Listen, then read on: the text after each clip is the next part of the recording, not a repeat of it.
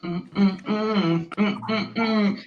everybody, it's your girl Frugal Mama. We have Miss Yolanda and Kim Possible back again for another week of what? Hula Hula Hoop Chronicles. Chronicles. Oh, already. So today, what we're going to be discussing is they say men are less emotional and not encouraged to open up emotionally. Do you find this to be true? Also, who do you turn to for emotional support? It is. Y'all ready? Yes, let's go. Let's go. Do I need to set the timer? Yes, Kim. All right, so here we go. Timer.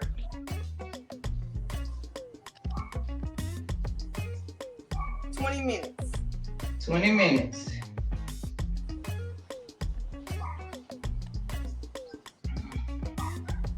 I don't know about y'all, but my week has been very busy yet productive, and I am looking forward to September. Yeah. September is about to be over. I mean, October. Oh, okay. I knew what you meant. Exactly. All right, so ladies, y'all ready? Chime in. Yes. I like the topic for today because I was married for a long time, but I went through a divorce when my son was like a senior in high school. So I kind of felt like, well, my husband is gone, so I gotta man up. I gotta teach this little young man how to be a man, even though I'm a sensitive woman. So crying wasn't allowed and showing sensitivity wasn't allowed. I kind of tried to be tough on him because I knew that, women are not tough. So I wanted him to be tough.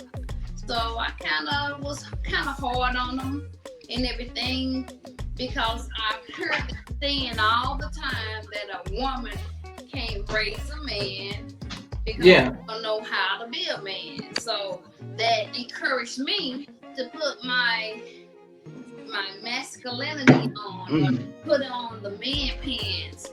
So I was kind of hard on him, even though he was already, almost grown, but still I kind of pushed him more so than I would if he was a female. So, I just tried to, be hard on him and told him that, being sensitive is not an option. It's definitely not an option. Try to let him know or do the things that I thought that a man would do. So. And what do you think were the effects? Because your son is a grown man, Yes, he's 24 now, and he turned out great. And I think it turned out fine. So I really think it's important for women not to baby little boys and and try, especially if you are a single woman, don't treat them like we would a little girl. Try to be a little bit tougher on them because the saying is true. We don't know how it is to be a man because we are sensitive, we are emotional. So we don't want to, put that same vibe off on our little boys if a male is absent. But if a male is there in the home, it's probably free for all because the male that's in the home will get that corrected. They're like, look, I got this when it comes to a little boy. But if you by yourself, you got to be a little bit more harder on a male child because, they're not a female. Let me ask you this. So when you were married, did you still have the major role in discipline, or did your husband take that role? Well, the husband, he definitely took the role, but I did have parts in the process of discipline. But when you are single, it's a totally different scenario. But yeah, I did have a part because there's times where the husband is out working and he don't know about what happened. And so you got to sit down and talk to your son and explain things. But you got to realize that the way we look at things is totally different from the male perspective, and try to be a little bit more tougher. You know, you don't have to be gun-ho and extremely hard, but you gotta realize that they don't view things as sensitively as we do. So that's what I took into account. So would you have done anything, looking at it retrospectively, would you have done anything differently in that regards of, you know? No, actually, I wouldn't. But the reason why I wouldn't have done anything differently is because it was so late in the game. It was at the point where my son was 17 when the bill was kicked out of the house. So, you know, he was pretty much grown. But I did know, I took a cue from the ex-husband. You know, he wasn't as sensitive as I was. He was a little bit harder. So I knew that the game plan was, they're a little bit harder than us. They're not sensitive, like, come here, baby, let's talk about it. No, there was more of a, let's make a decision and go with it, and no emotion is shown. So I took cue and went forward. So TKsHealthy, you raised two boys. How do you feel about it? Yes. You're a single person raising two boys. You know what? I'm kind of new in the game because mine are so young. But I feel like I agree with Yolanda in many regards, because men are like the hormonal differences. Learn about the hormonal differences in men versus women. You don't want to what is it called? Like inbreed kind of women characteristics, attributes unknowingly into them based on just the fact that that's all that they see it and learn and understand. So you gotta adjust it a little bit, being a single parent. And fortunately,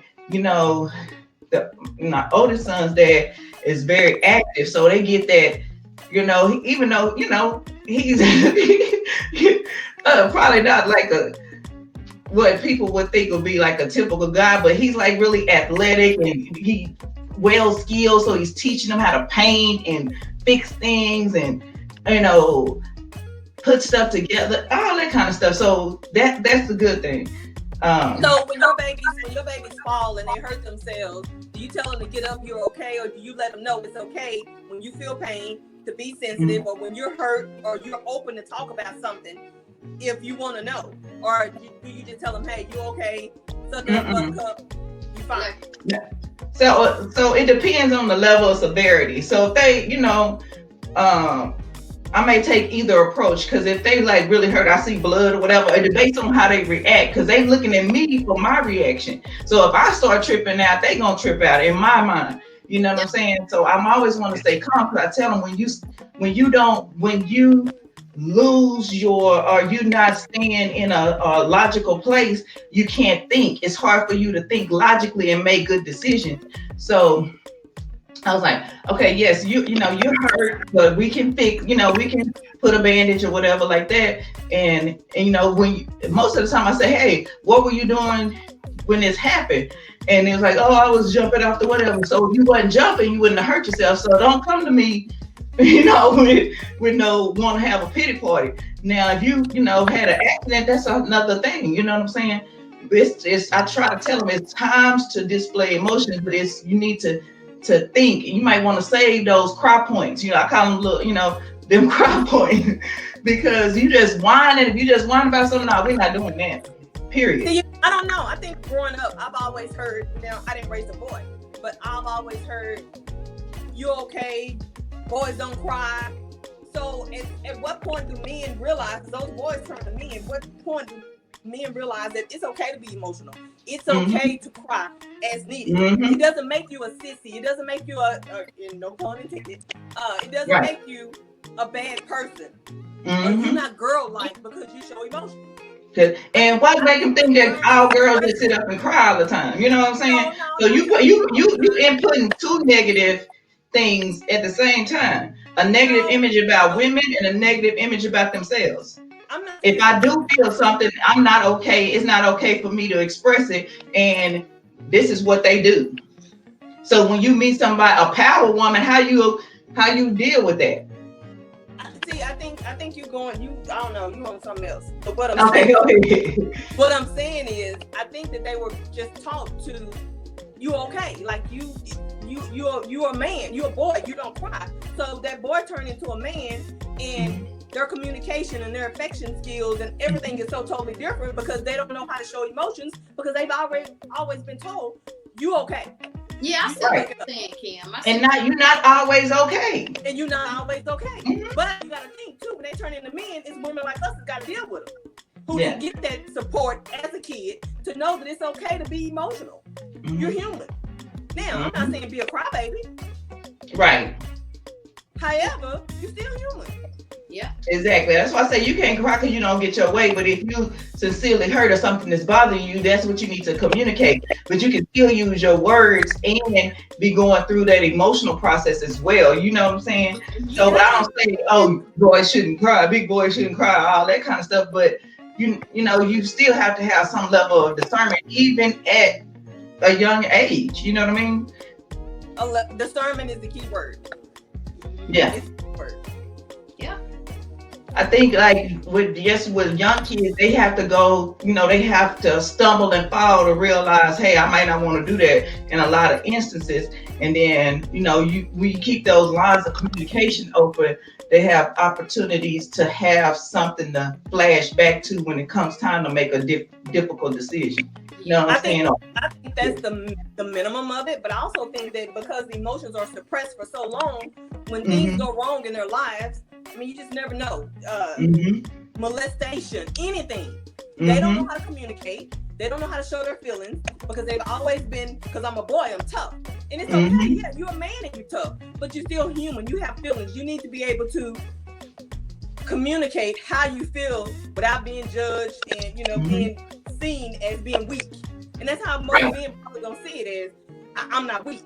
I'm a man. Yeah, you are a man and you're not weak, but it's okay for you to be emotional. It's okay to tell me how you really feel about something.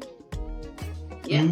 Yeah, and I agree with Kim is saying because I totally understand because it was drilled into my head as only having one son. Like, we're not going to raise no punk, we're going to be hard, we're going to be this, we're going to be that. So when my son did experience issues or tribulations that caused for him to cry, or I thought he should, he's very hurt right now. So I would tell him, okay, I know you hurt and you want, you feel upset.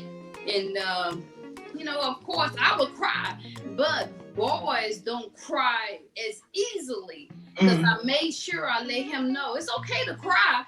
It's okay to feel emotions, but boys are not as sensitive as girls. So, and I see what Kim is saying, because you got to let go of emotions sometime in life.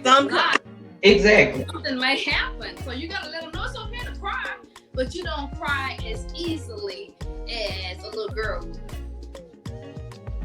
I agree. It's okay. It's okay to show your emotions and your feelings. Whatever they look like, get it out. Don't suppress it. Yeah, let it flow. Whatever that look like.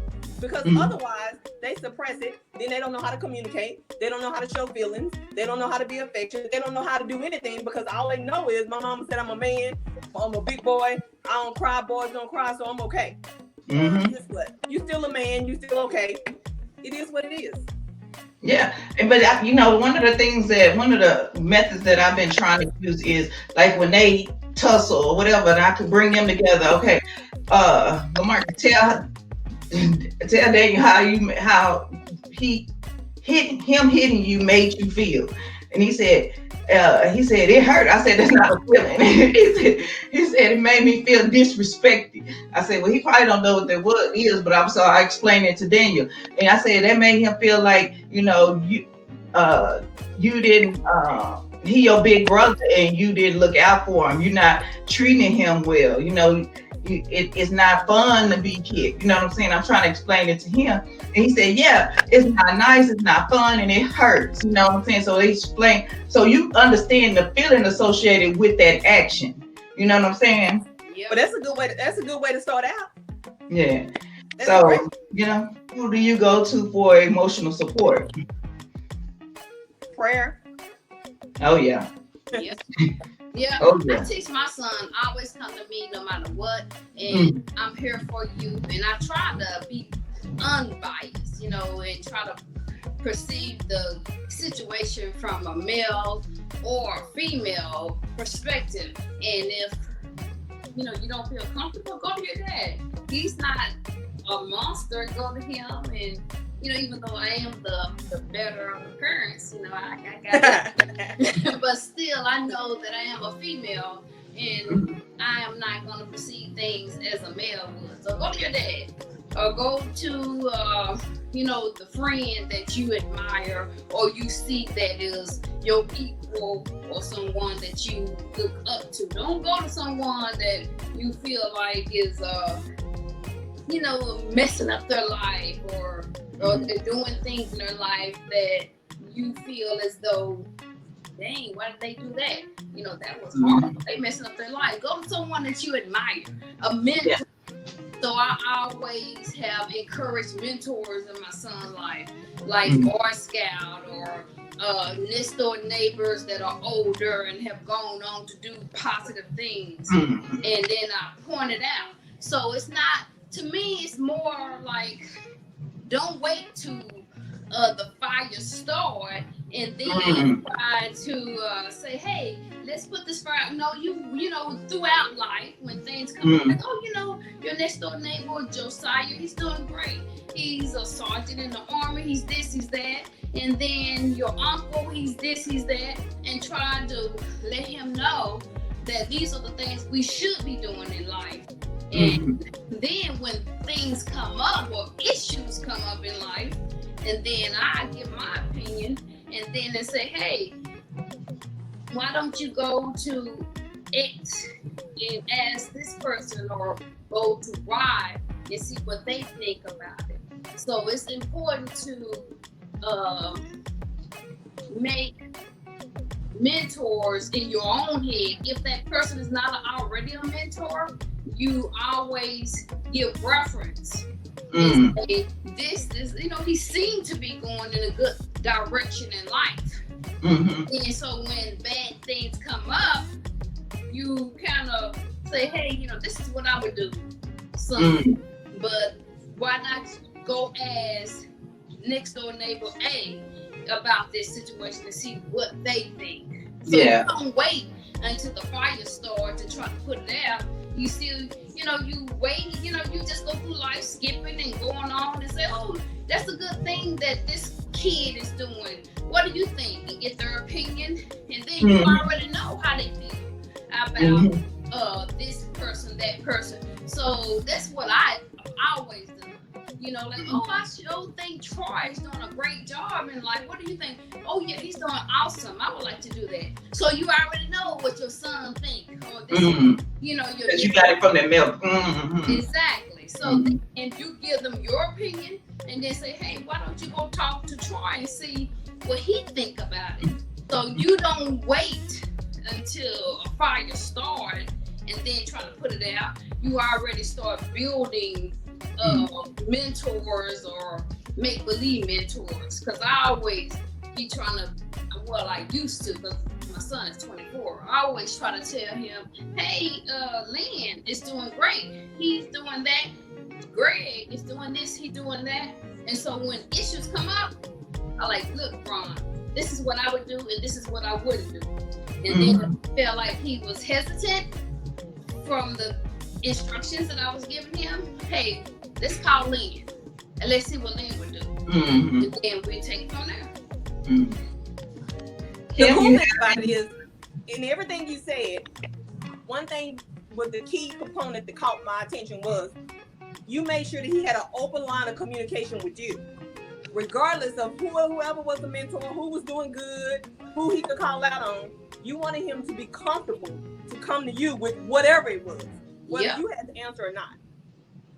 Yeah, exactly. So it's all about communication and telling them, hey, look at her. This little kid, he was going down a great road. He had a scholarship, and then look what he's done. He went and robbed a place. This is the road you don't want to go down. And then you look at your other friend, and so you always give them examples. Use current events and events in their friend's life to give them examples of what to do, what not to do, and take it from there. Mm-hmm. Yeah. All right. Okay. So, do you have anything you want to add, Kim? No, I think you guys are doing great. I mean, the key thing is I haven't raised a boy, so I've always been a firm believer. If I've never experienced it, I know nothing about it, I can't speak on it. However, an open line of communication is everything. And to let them know that you're human. If your emotion is to cry, I'm not saying be a crybaby and cry all the time. However, be able to communicate your emotions and be okay with it. Mm-hmm. Yolanda, Mm-hmm. any final words? Yeah, my final word is communication. Just like Kim said, keep lines of communication open. You got to have a friendship with your child and also a line of respect. We cool and everything, but let's not get it twisted. I'm still mama. Mm-hmm. No, mama. You can She'll always start this. She'll start that finger. And he can I'm mama. We cool and everything, but don't get it twisted. I still, act like your mama, but I'm here anytime you need me. And you always give them examples. You always use life as a map. Okay, you don't want to go this way, and then this is the way. This is the reason why you don't go to the left. Because you see Jack, or you see Bill, you see what happened to him, or you look at Bob and you see how his life came out. You see all the decisions he made in life, and you see why it turned out the way it did. You always got to give them realistic life lessons of what to do, why to do it, and why not to do it. Right. And I think you said, like in one of our first Hula Hoop Chronicles, it's about transparency with your kids, because when you start the high stuff, then it's a slippery slope. Yeah. About and one last thing is that your own life, you gotta practice what you preach. I'm human, like y'all we've been talking about. I'm human. I make mistakes, and my best friend, she did this to me or she did that to me, and look what happened along the way. And this other friend did, just gotta be open with them, especially as they get older. They can handle grown-up conversations as they age, and to me, you use that as an opportunity to teach them in their perspective. Because they probably seeing it anyway and probably got questions, and when you open and keeping that line of communication open, it just helps them process the world around them even better. Right. More connected, because you got your main source. Yeah. Being open with you. It's been wonderful. Okay, so we hit the 20 minutes, Kim. Time is up. Y'all just talking. I was just listening. Oh, I was just here for the comments. Oh, goodness gracious. So we want to know in the comments, do you think that men are expected to be less emotional? And if so, and that was not the question, was it? Get it right. Woo, boy! Once you get started on the hula hoop, I think this has been one of my favorite. I like hula hooping better than all of everything. They say. Me too. And so they say men are less emotional and not encouraged to open up emotionally.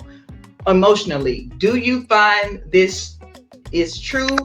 And who do you turn to for emotional support? So chime in the comments. We all want to hear what you all have to say as well. So the answer to the question is yes, it's a learned behavior. This is what they're taught. To suppress it, suck it up, you're fine, you're okay, and you better not cry. Traditionally. Yes. Yeah.